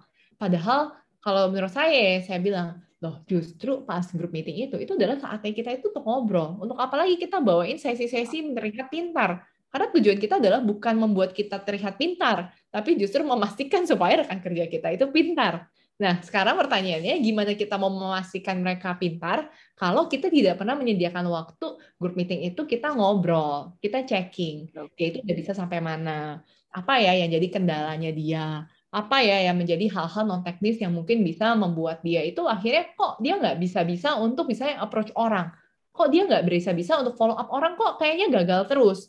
Nah, itu kan yang perlu justru kita checking kan. Lah, ternyata dia ada kendalanya adalah karena mungkin dia adalah orang itu yang minder. Ya mungkin dari dulu dia adalah orang itu yang sering kena bully misalnya, atau mungkin dia dari keluarganya itu nggak di apa ya istilahnya nggak dipercaya, sehingga dia itu ketika setiap kali mau follow up orang dia tuh punya rasa minder, sehingga mungkin setiap kali ngechat orang ya kok cuman begini karena dia sungkan. Nah ini kan yang perlu kita justru tahu ya, build relation tuh bahkan sampai segitu ya teman-teman ya, bukan cuma sekedar saya lucu ada yang kamu udah belum biasa, udah kok aku udah WhatsApp, udah WA, udah calling, WhatsApp cuma nanya, apa kabar, gimana, kamu ada kesulitan nggak? Oh enggak kok, aku masih baik. Oh oke, berarti udah selesai. Tapi yang kita apa teman-teman? Justru 70% faktor kesuksesan di HDI itu kan justru ditentukan dari hal-hal yang non-teknis. Hal non-teknis itu kita bisa tahu hal-hal non-teknis seseorang itu ketika apa? Ketika kita itu udah punya hubungan dengan orang itu. Kita sudah punya hubungan itu bukan cuma sekadar kenal, tapi kita itu juga mau untuk care dan membuat orang itu akhirnya punya rasa percaya sama kita. Ketika orang punya rasa percaya sama kita, mereka nyaman sama kita, baru mereka itu bisa cerita. Aku tuh sebenarnya gini, gini, gini. Nah, itu sih mungkin teman-teman yang bisa. Yang lain tuh semua sama. Tapi follow up ini loh, yang banyak orang tuh merasa setiap kali follow up itu kan yang penting saya tahu, oh keluarganya berapa, impiannya apa, kondisinya gimana. Tapi yang perlu kita lakukan adalah setelah kita tahu informasi ini, titik close, titik open mind mana sih yang kita bisa mulai masuk. Untuk apa? Setiap kali kita ketemu, ada open mind yang kita masukin. Setiap kali kita ketemu, kita ngobrol, ada open mind yang kita masukin. Karena open mind itu, proses follow up, itu bukan cuma sekali, 2 kali. Proses follow up itu berkesinambungan. Sampai saat ini pun, setiap hari itu, upline saya masih meng-open mind saya sampai saat ini. Jadi jangan cuma 1-2 kali follow up udah selesai ya teman-teman ya. Udah diamond udah selesai follow up-nya. Ya ampun teman-teman, saya dapat 4 trip, dapat championship 100 juta aja saya masih kabur. Benar itu Sel. Iya, benar sekali. Ya. Jadi ya dari teman-teman di sini kita dapat satu ini lagi ya. Memang titiknya adalah ke build relationship ini. Jadi follow up itu bukan hanya tindak lanjut aja, tapi ada satu yang kita membangun hubungan, berjalan bersama-sama, pendampingan, memastikan ke rekan kerja kita, memastikan kalaupun mereka menjawab enggak apa-apa, tapi kok nggak jalan-jalan ya. Berarti kita harus secara peka untuk ada apa ya ini ya. Nah, kalau perlu kita Zoom secara private, ngobrol dengan dia. Sometimes kalau mungkin di grup yang besar, dia nggak bisa ngobrol yang gimana, dan sebagainya. Bahkan ada kalau perlu, kalau sampai rekan kerja kita kasih screenshot kalimat-kalimat dia saat dia melakukan prospecting dan sebagainya. Nah, di situ menjadi bahan informasi, dan itu bagus banget untuk kita para upline atau rekan kerja untuk bisa tahu apa yang harus dibenahi atau dikembangkan. Gitu. Nah, jadi buat teman-teman semua, kalau kita ngelihat, kalau kita hari ini sharing ya bersama-sama, kita dengar pengalaman dari Selvina, sebenarnya nggak ada yang sulit. Sebenarnya semua itu mudah. Tetapi bagaimana kita ini telaten, sabar. Nah, pengennya dapat hasilnya gede, tapi nggak mau sabar jalanin. Pengennya itu kan kalau rekan kerja yang baru bergabung gitu ya, itu kan kayak bayi. Nah, pengennya dalam 1 hari sudah kayak kedewasaannya udah langsung kayak usia 20 tahun. Nah, ini nggak bisa. Nah, kita butuh sabar, butuh telaten. Dan kadang buat teman-teman semua, kita pengen untuk bisa rekan-rekan kerja kita naik peringkat cepat, benar ya. Nah, tapi kita sendiri pun juga harus memikirkan atau menunjukkan kepada mereka bagaimana supaya cepat, tapi mereka bukan hanya tanam jagung, gitu ya. Kalau petani itu bukan hanya nanam jagung, tapi bagaimana kita mendampingi rekan kerja kita, orang yang baru bergabung, first line kita atau rekan-rekan kerja di bawah kita punya satu konsep yang oke ya, setelah dia gabung ikut 5 training dasar. Ikut 5 training dasar, dia harus bisa dalam 1 bulan, mungkin dalam 1-2 minggu dia bisa belajar presentasi.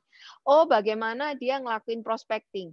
Terus bagaimana komunikasi kita terus bisa jalan dengan mereka.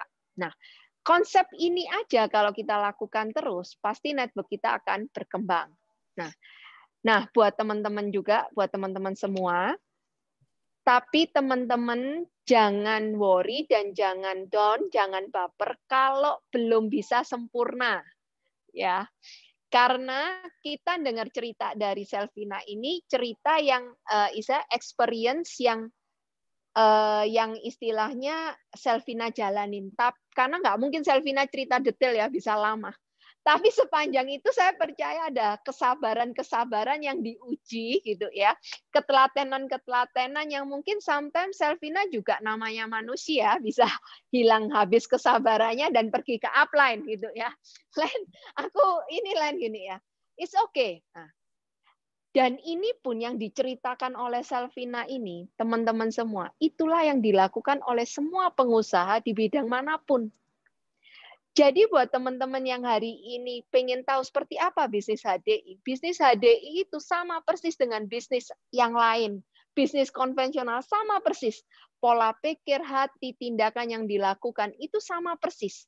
Cuma perbedaannya di sini kita nggak perlu keluar modal besar, semua sudah disediakan, sistem training sudah ada, dan mentoring kita untuk kita menjadi seorang pemimpin buat rekan-rekan kerja kita udah ditonton semuanya. Dan aku setuju banget dengan Selvina ya. Training yang ada di Billionaires itu adalah hasil wrapping pengalaman leader-leader seperti Coach Jul, Coach Chandra, ya, yang sudah sekian tahun bergelut di dunia network marketing, yang mereka mungkin pernah jatuh ke dalam lubang dan sebagainya gitu ya. Nah dari pengalaman itu yang disarikan dalam bentuk bagaimana ya supaya enterprise baru ini bisa dapat dan bisa langsung bukan lagi harus babat alas ya, harus buat jalan baru, tapi sudah dapat jalan tol gitu ya kan. Nah, tinggal kita ngikutin jalan tol ini. Ya, contoh ya, kalau yang tinggal di Jawa, dulu dari Surabaya ke Jakarta harus 18 jam, karena nggak ada tol.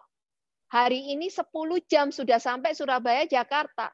Nah, sama, kalau kita menjalankan bisnis HD ini, nggak usah istilahnya tinggal ikut sistem yang di Billionaires, itu sama dengan kita udah naik jalan tol itu, tinggal kita bagaimana kenceng aja gitu ya, nggak jangan belok, jalan lurus aja, lempeng, percaya, lakukan, ya konsisten. Nah itu yang akan membuat akhirnya kita bisa memiliki bisnis network yang kuat dan rekan-rekan kerja pun kita pun bisa mendapatkan hasil yang luar biasa, ya itu ya. Nah Sel, apa tipsmu kalau kamu istilah gini kan kadang ada yang ini aku udah punya rekan kerja udah tak giniin dia nggak aktif gitu ya, sedih gitu gini ya kan. Nah kalau Cece sih ya nggak apa-apa kan namanya orang ya, tapi ya nggak apa-apa, jalin aja, kita bantu yang lain dulu. Nah dari kamu sendiri pernah nggak ngalami itu dan tipsmu apa? Banyak. Teman-teman, kalau kita ya, kan banyak orang yang paling suka frustasi itu adalah ketika curhatannya itu adalah semua rekan kerjaku tuh konsumen, nggak ada yang mau disuruh ikutan Zoom tuh susah. Ya siapa yang ngalamin kayak gitu? Itu tuh semuanya beli, itu kan daripada nyengir-nyengir semua. Teman-teman, percayalah, semua orang itu berawal dari seorang konsumen. Ya, semuanya itu berawal dari seorang konsumen yang cocok pakai produknya. Tapi saat misalnya orang belum mau ya, kan namanya mereka mau aktif pun itu kan biasanya ada momennya. Momen mungkin di hidup mereka ada rekan kerjaku yang anti banget sama MLM, udah ditawarin orang banyak banget dia nggak mau, tapi sampai kemarin sempat satu kejadian satu keluarga COVID dia cobain Propolis ternyata cocok, nggak dapat hasil pertama pun dia nggak apa-apa karena dia rasa kok aku setiap kali ngajakin orang yang bukan ngajakin orang ya, aku kenalin produk ini karena aku sembuh COVID, aku tawarin ke orang 1 bulan itu dia diamond cuman karena dia nawarin mouth to mouth. Ini loh, kamu cobain minum ini, dan semua orang yang tawarin produk sama dia itu sembuh dan dia merasa kok aku bisa nolong orang sebanyak ini ya, padahal sebelumnya udah banyak banget yang ngajak dia, nggak mau. Intinya apa teman-teman? Kita semua orang yang awalnya itu adalah konsumen, yang penting kita itu cari aja terus, kita yang jalan terus. Kita nggak bisa maksain orang itu untuk aktif saat itu, tapi kita bisa kan memaksa diri kita itu untuk mencari lebih banyak calon orang aktifnya kita. Ya kan, saya selalu bilang ke rekan kerja saya, kita nggak bisa maksa orang lain untuk aktif, tapi kita bisa kan untuk maksa diri kita untuk cari lebih banyak lagi, melebarlah sebanyak-banyaknya. Semakin banyak kelebaran kita, semakin banyak orang yang kita punya, berarti semakin besar chance kita itu untuk dapetin orang yang mau aktif. Dan satu lagi berarti, apa yang perlu kita perbaiki? Kalau sampai dari sekian banyak konsumen kita, tapi belum ada yang mau aktif, kita itu juga perlu untuk evaluasi ke diri kita sendiri. Apakah cara follow up kita itu udah benar belum? Jangan-jangan selama ini tuh kita follow up itu caranya kurang tepat. Ada orang yang misalnya ya, sekarang ini kan market HDI itu kan benar-benar banyak ya teman-teman ya, kan benar-benar banyak. Banyak orang yang setiap kali itu berusaha mungkin diikutin sama sistem, ya kan? Oh ya, ajakin orang ke pertemuan, ajakin orang ke training. Ternyata Anda dapat market itu yang memang mereka itu nggak bisa masuknya itu langsung ikut Zoom. Terus Anda langsung menjudge bahwa itu orang nggak bisa jalan HD, ikut Zoom aja nggak mau. Padahal dia memang orang itu nggak bisa masuknya lewat sana di follow up-nya. Tapi mungkin bisa di follow up itu lewat cara lain. Kita harus tahu sisi needs-nya dia itu apa. Kita masuk follow up itu dengan cara yang berbeda.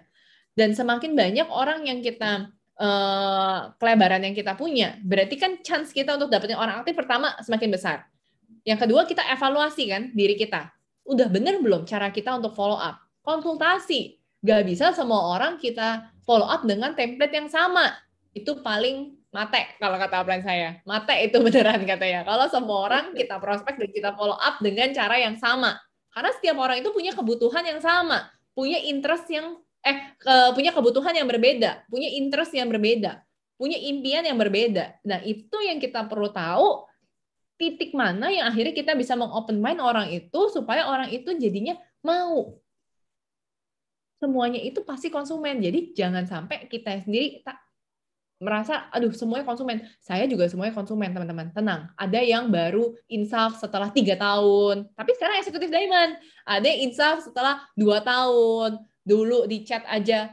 Ini saya cerita dikit ya, Ciseli ya. Saya punya satu orang dari kedalaman saya, level ke-7. Saya tuh baru dapetin orang ini. Dulu saya mau chat dia, ya itu harus lewat adminnya. Bayangin ya teman-teman ya. Saya mau chat downline saya sendiri, harus lewat adminnya. Karena dia merasa apa? Saya males kalau diajakin Zoom, C. Dia bilang, sekarang baru ngomong. Saya tuh males diajakin Zoom. Jadi daripada saya nolak, ya udah saya kasih nomor admin aja. Jadi kita nggak bisa kontak dia. Kalau mau kontak lewat Instagramnya. Halo Cia apa gitu kan. Sampai satu saat dia itu kena dampak PPKM. Karena dia itu adalah seorang pengusaha di Medan. Pengusaha kuliner ya, terkenal banget di Medan.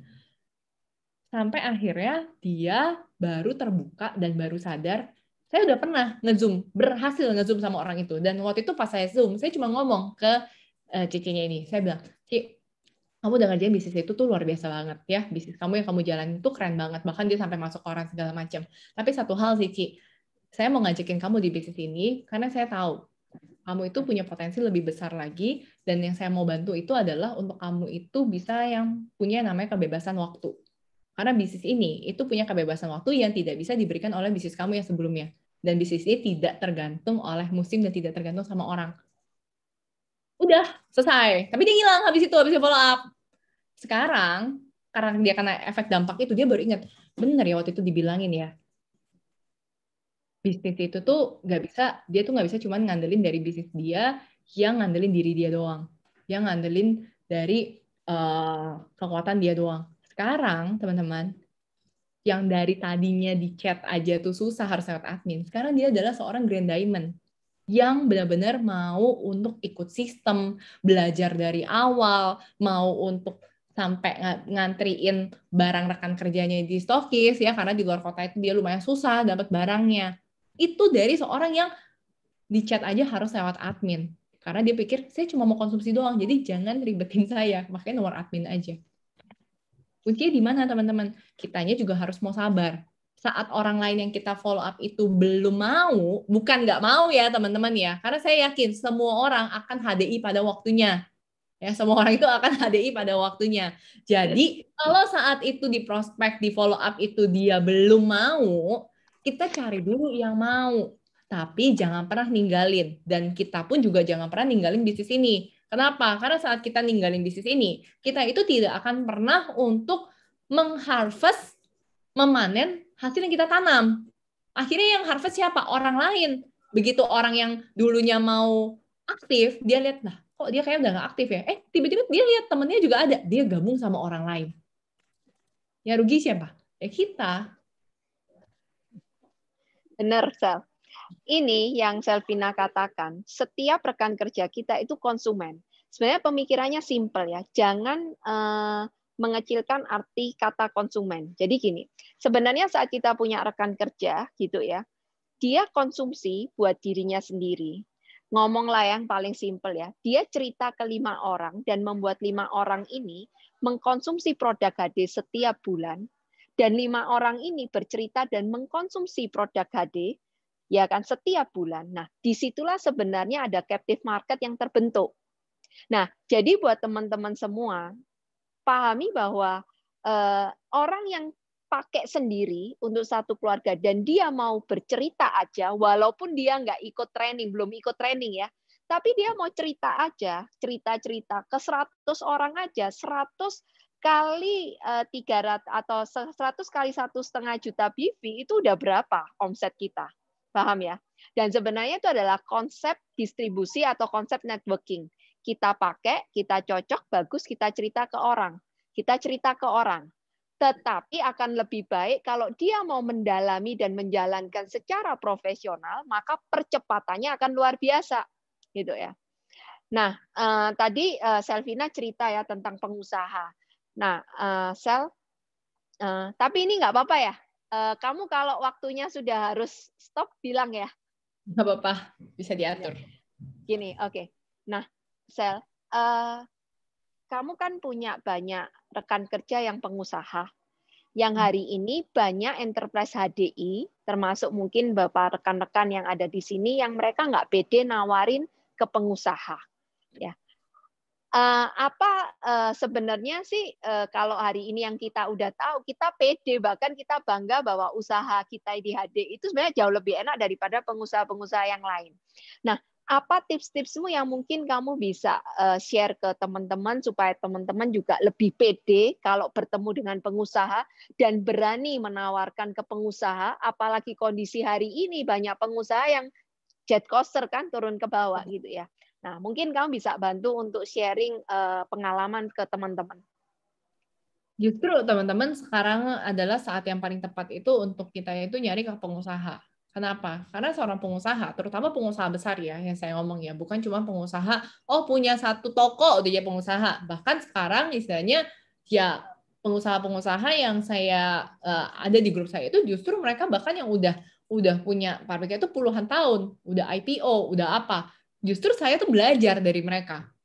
Ya, saya tuh belajar dari mereka. Terus mereka tuh bilang kayak, ada satu rekan kerja saya yang dia itu punya PT Aluminium ya, udah kerja sama pemerintah juga, udah IPO, skala itu udah besar banget. Sekarang dia jalanin HD, bahkan nanti saya akan bikin talk show juga sama dia. Justru dia bilang, saya itu puluhan tahun, bahkan saya itu warisin perusahaan papa saya, tapi ternyata di sana saya baru sadar, walaupun perusahaan itu besar itu, tapi tetap loh, itu bukan suatu bisnis yang besar.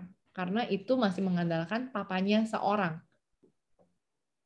Ada masalah, balik ke papanya. Ada problem A, balik ke papanya. Problem B, C, D, semua balik ke papanya. Dan kalau papanya nggak ada, siapa yang solve? Apa yang akan terjadi sama perusahaannya? Sekarang mau diwarisin ke anaknya. Anaknya aja bilang, saya udah males kerjain bisnis papa saya. Kenapa? Karena dia lihat, di HD, semuanya itu udah ada sistemnya.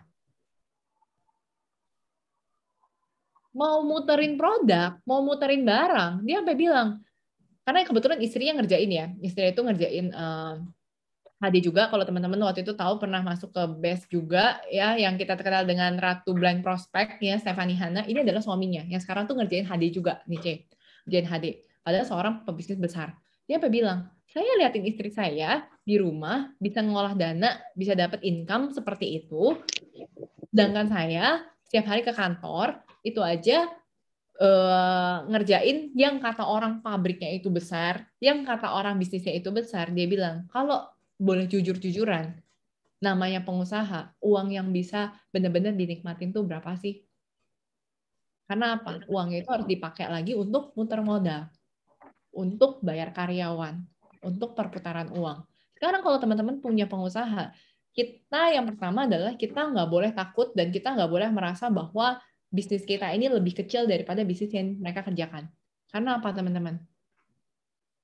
Ayolah kita cari sendiri bisnis apa yang net income per bulan yang bisa dilikuitin ya, bukan cuma perputaran omset loh ya, yang bisa dilikuitin 1M aja, nggak usah segede Kojul deh.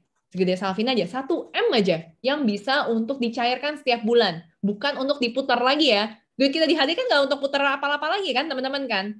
Jadi pertama mindsetnya kita dulu, kita itu lagi nawarin bisnis itu yang lebih besar dari bisnisnya dia. Bukan bisnis kita lebih kecil loh dari bisnisnya dia loh. Bisnis kita ini lebih besar dari bisnisnya dia. Perputaran omset berapa M, teman-teman? Nggak usah ngomongin Kojul, Ko Chandra sampai berapa. Nah, saya bisa sampai saya bilang, berapa rupiah? 1M, 1 bulan. Berapa M perputarannya? Yang bisa kita kejar di sini. Pengusaha aja itu bakalan ngelongo. Hah? Itu benar perputaran omsetnya itu segitu. Benar kamu dapat income-nya segitu. Itu mindset kita dulu yang nggak boleh salah. Kita lagi menawarkan satu bisnis itu dengan peluang itu yang besar. Yang kedua, yang kita harus tahu apa? Kita harus tahu dari bisnis yang mereka jalanin. Paling banyak bisnis itu apa sih kelemahannya? Belum ada sistem yang bisa untuk diduplikasi. Belum ada sistemnya. Dan bangun sistem itu nggak segampang itu. Kita bisa hitung loh, di Indonesia sendiri yang sampai perusahaan konglomerasi yang bisa jalan tanpa bosnya ada di sana tuh ada berapa sih? Ya, kita lihat ya. Misalnya Ciputra Group, ya, kita lihat Salim Group. Itu udah berapa generasi sampai baru akhirnya bisa sampai kayak gini, teman-teman. Sekarang kita bilang, ini kita menawarkan satu bisnis yang udah ada sistemnya, tinggal dijalankan aja, yang potensinya itu yang kita tawarkan ke mereka itu adalah kebebasan waktu dan finansial. Dan teman-teman harus bisa ngejelasin kenapa bisa bebas waktu dan finansial. Karena kita bukan cuma bergantung pada satu orang. Tapi kita membantu untuk apa? Mengkaryakan dan juga membuat orang lain itu untuk bisa sukses di sini. Dan semakin banyak orang yang kita ajak untuk sukses bareng sama kita di sini, maka hasil kita pun juga akan makin besar. Karena apa, teman-teman? Namanya pengusaha besar, mungkin mereka punya money freedom, tapi belum tentu punya time freedom. Yang kita harus ajak apa? Saya di sini pengen ajakin untuk kita itu bisa dapat kebebasan waktu dan finansial. Karena di sini kita punya produk yang unik, yang dibutuhkan oleh semua orang, dan sistem pemasarannya itu tertutup. Dan sistemnya itu adalah networking. Karena betul kan Pak, nggak ada kan bisnis besar itu yang tidak butuh network. Kita yang mesti nanya ke pengusaha itu, jangan kita yang kasih lecture ya teman-teman ya. Jangan kita bilang, Pak perusahaan kita itu udah berjalan sekian tahun. Keuntungan yang Bapak bisa dapat adalah bla bla bla bla bla. Nggak akan didengar teman-teman. Percayalah, nggak akan didengar. Tapi yang perlu kita lakukan apa? Kita nanya, Pak, menurut Bapak sektor bisnis yang paling tepat untuk dijalankan zaman sekarang itu apa? Kalaupun dia nggak tahu, kita baru kasih lihat, Pak, setuju nggak kalau misalnya sektor bisnis yang akan jadi winning, potential winning market itu adalah health? Kalau sampai dia nggak jawab, kita harus siap backup dong, ya kan? Kemudian kita baru nanya lagi, ada nggak, Pak, menurut Bapak, kalau bisnis untuk bikin bisnis industri kayak gini, itu butuh modal besar nggak, Pak? Nanya kan, butuh modal besar nggak? Pak, bisnis yang Bapak lakuin sekarang, itu kira-kira nanti akan diwariskan nggak untuk anaknya? Baru kita kasih tahu, Pak, kalau sekarang saya mau ngajak Bapak kerjasama untuk ngerjain bidang industri yang menjadi potensial winner di sini, bisa untuk dapatnya potensi yang tidak terbatas, tapi dengan modal yang nol, mau nggak Pak? Kita nanya, dengan kemampuan Bapak sebagai seorang pengusaha sekarang, menurut Bapak, jalanin bisnis model kayak gini yang udah ada sistemnya, tinggal sharing aja, gampang nggak Pak? Udah, habis itu tinggal closing deh. Gampang kan teman-teman? Padahal itu sama nggak? Sama yang kayak setiap kali, oh bawain di EIE. Kan kuncinya itu doang kan? Kekuatan Benar. bisnis ADI itu doang kan? Tinggal kemasnya aja kan? Betul, Gitu. betul. Itu sih. Dan percaya diri ya, Sel. Yes, percaya Ya, diri. karena kalau udah mentalnya kalah, ngomongnya jadi gelagapan tuh. Ya, ini ya. Oke, terus ini Sel, ada satu yang tanya, yang terakhir ya. Gimana kamu cerita kamu bisa beliin papa mobil? Ya, ada pertanyaan pengen dengar gimana kan ceritanya kan lu lagi ini kan lagi selebritis nih ya. Ceritanya dirimu bisa beliin papa mobil, apa yang membuat kamu akhirnya beliin papa mobil? Beliin papa mobil itu waktu itu kejadiannya karena itu nggak disengaja ya teman-teman ya, nggak disengaja. Jadi kalau mungkin waktu itu teman-teman tahu aku tuh punya mobil impian pertama aku waktu itu aku beli bulan apa ya Juli atau kayak Juli atau Agustus tahun lalu aku tuh beli mobil BMW ya kan buat aku sendiri. Terus 3-4 bulan kemudian kok aku tuh pengennya setelah beli mobil tuh aku pengen beli rumah ya karena aku juga diingetin ya sama upline-upline ayo beli aset dulu juga jangan nanti semuanya dibeli yang barang-barang kayak gitu ya kan oh ya udah aku pengen nih beli rumah pengen beli ruko apa segala macam tapi kemudian sampai tiba-tiba itu hari Kamis waktu itu kokoku lagi datang ke rumah terus koko cuma bilang eh Vin, papa tuh udah 60-an, ya usia udah 60-an, 63 papaku. Terus kamu bilang, lo kalau emang ada kesempatan untuk lo mau beliin mobil, ya udah beliin dulu aja. Karena dari keluarga papaku itu, ya kakek nenekku itu umurnya itu nggak panjang. Jadi usia 60-an itu udah nggak ada ya. Kakek nenek dari papaku, mamaku usia 60-an itu semua udah nggak ada. Nah, kok pas lagi ngomong kayak gitu, terus aku kayak kesentak gitu kan. Iya ya, nggak sadar loh, C. Nggak sadar bahwa orang tua kita tuh udah seumur itu gitu. Karena apa? Ya, kita terlalu sibuk untuk ngejalanin hidup kita sampai kita itu bukannya lupa ya, ingat umurnya gitu, tapi nggak sadar gitu loh. Itu tuh udah bukan usia muda loh.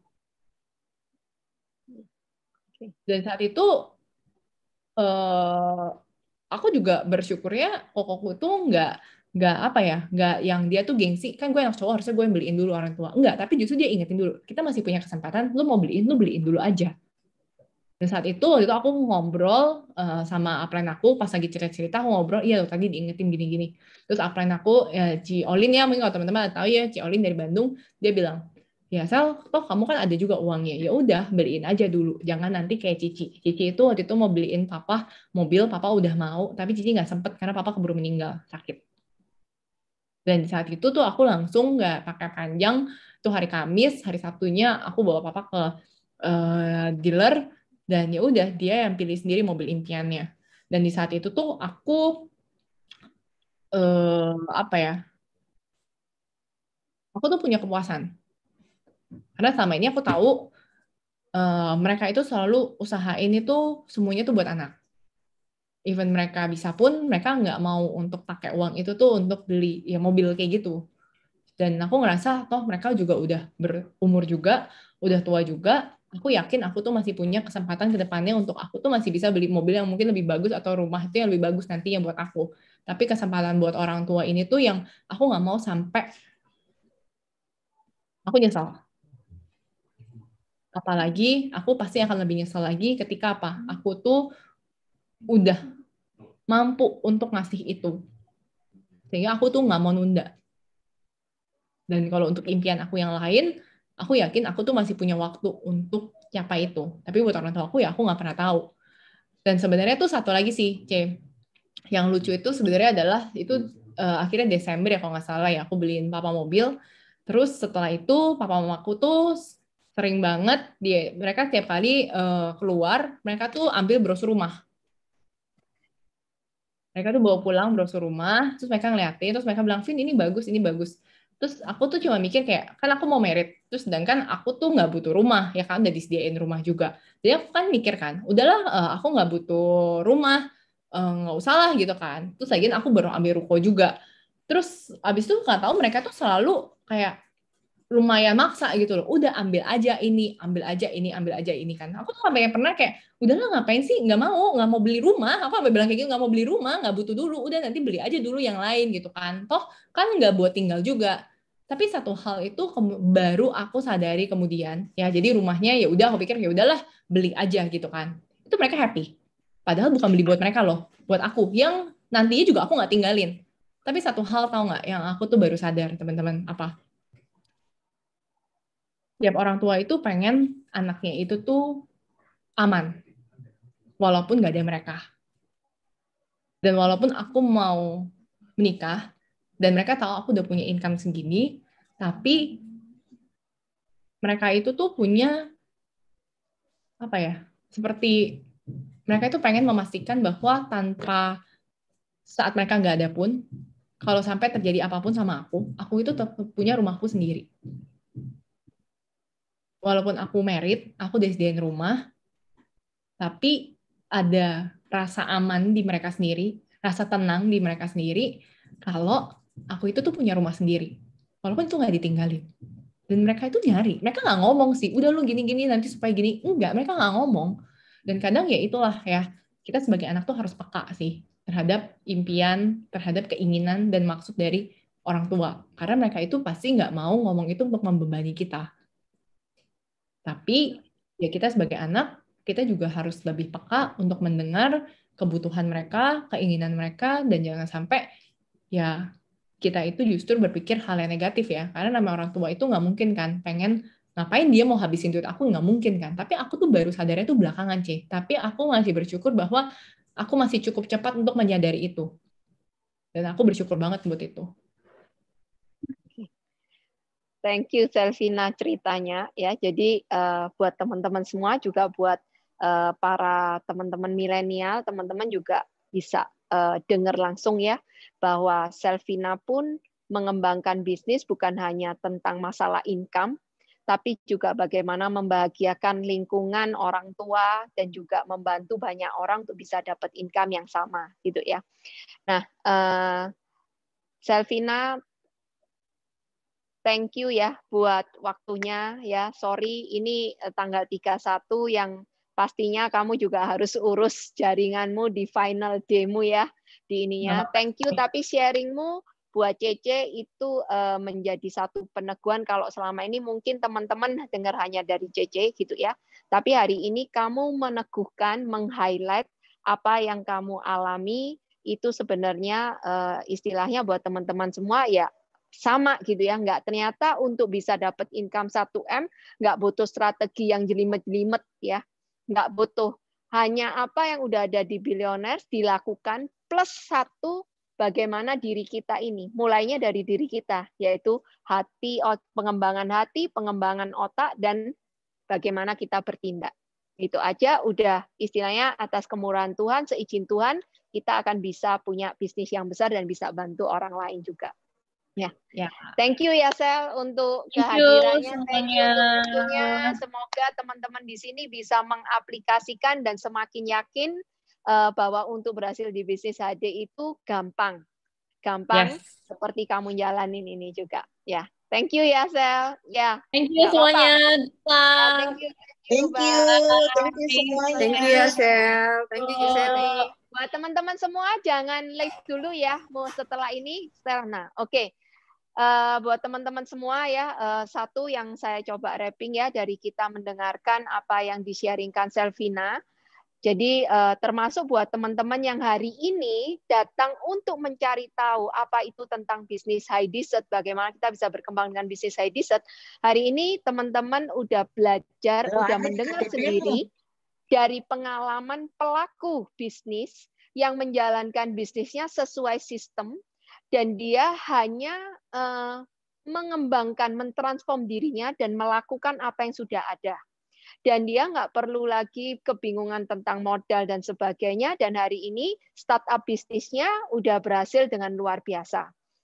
Dan di sini buat teman-teman semua, kalau nanti teman-teman ingin tahu secara detail, terutama buat rekan-rekan yang baru, silakan teman-teman menghubungi, bahkan mungkin setelah ini minta waktu untuk bisa sharing, ngobrol dengan rekan-rekan kerja yang mengundang, untuk cari tahu, untuk tahu lebih detail lagi step-step bagaimana apa yang harus dilakukan.